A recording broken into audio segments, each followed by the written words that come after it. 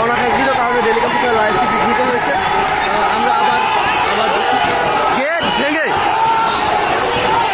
আন্দোলনকারীরা গেট প্রায় ভেঙেই ফেলেছে। গেট ভেঙে তারা মেডিকেলের ভিতরে প্রবেশের চেষ্টা করছে। এই মুহূর্তে আন্দোলনকারীরা ঢাকা মেডিকেলের বঙ্গবন্ধু মেডিকেলের যে গেট সেটি কিন্তু ভেঙে ফেলেছে এবং ভিতরে ঢুকে কিন্তু তারা আক্রমণ করছে। মেডিকেলের ভিতরে কিন্তু তারা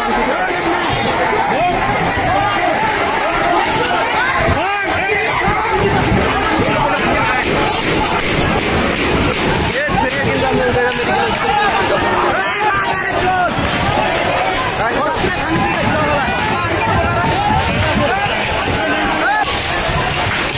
অ্যাম্বুলেন্স ভাঙচুর করছে। বাস বঙ্গবন্ধু মেডিকেলের যে বাস আছে তারা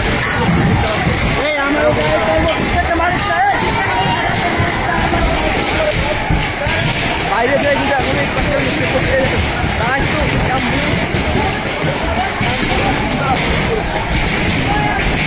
অ্যাম্বুলেন্স ভাঙচুর করেছে, বাস ভাঙচুর করেছে, গাড়ি কিন্তু তারা ভেঙে ফেলেছে।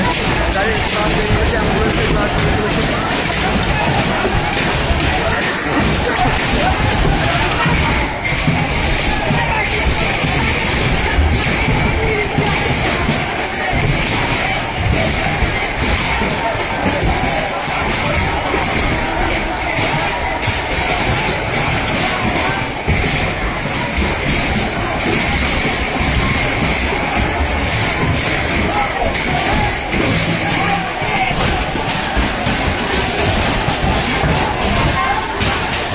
এই মুহূর্তে তারা কিন্তু বঙ্গবন্ধু মেডিকেলের যে পরিবহন বাসগুলো রয়েছে এবং অ্যাম্বুলেন্স সহ যে গাড়িগুলো রয়েছে সেগুলো কিন্তু তারা ভেঙে ফেলছে।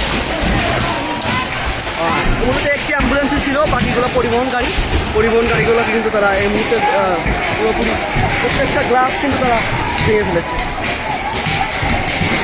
ভাই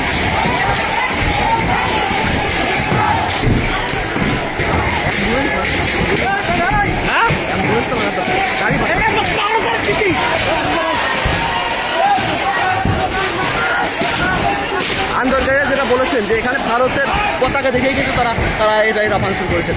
ভারতের পতাকা না থাকলে কিন্তু তারা এটা ভাঙচুর করতেন না বলে আমাদেরকে জানিয়েছেন। মেডিকেলের উপরে গিয়ে কিন্তু শিক্ষার্থীরা কিন্তু আন্দোলনকারীরা কিন্তু ভাঙচুর করেছে।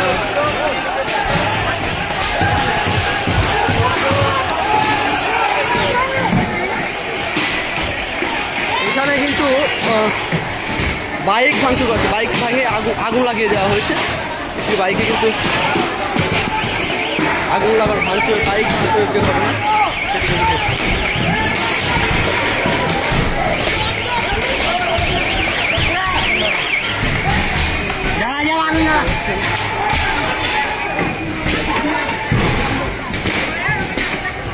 বাইক ভাঙচুরের ঘটনা, বাইক কিন্তু ভেঙে আগুন লাগাই দেওয়ার ঘটনা ঘটছে। এই পাশে দেখছেন এই যে পরিবহন যে গাড়িগুলো সেগুলো কিন্তু পুরোপুরি ভেঙে ফেলা হয়েছে এবং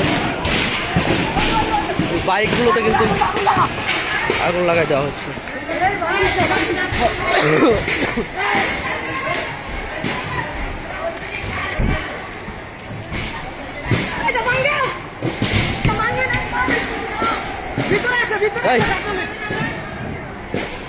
এই মুহূর্তে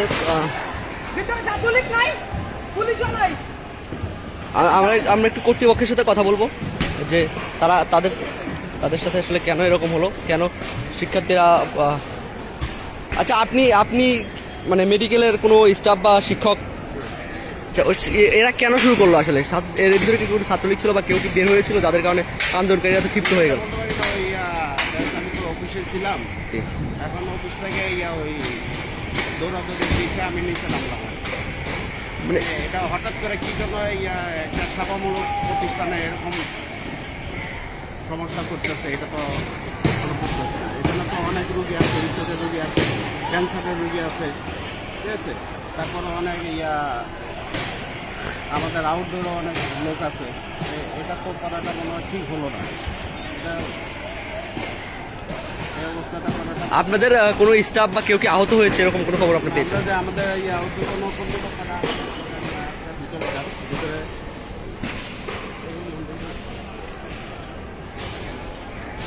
স্যার একটু বক্তব্য দেন। মানে কেউ কি আহত হয়েছে কিনা সে ব্যাপারে যদি একটু জানাইতেন। ঠিক আছে, থ্যাংক ইউ।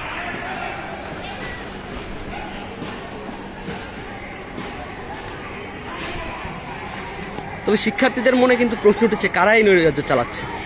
এরা কি আন্দোলনকারী বেশি অন্য কেউ, নাকি আন্দোলনকারীরাই এই নৈরাজ্য চালাচ্ছে? কারণ তারা কিন্তু এখনো পর্যন্ত বাইক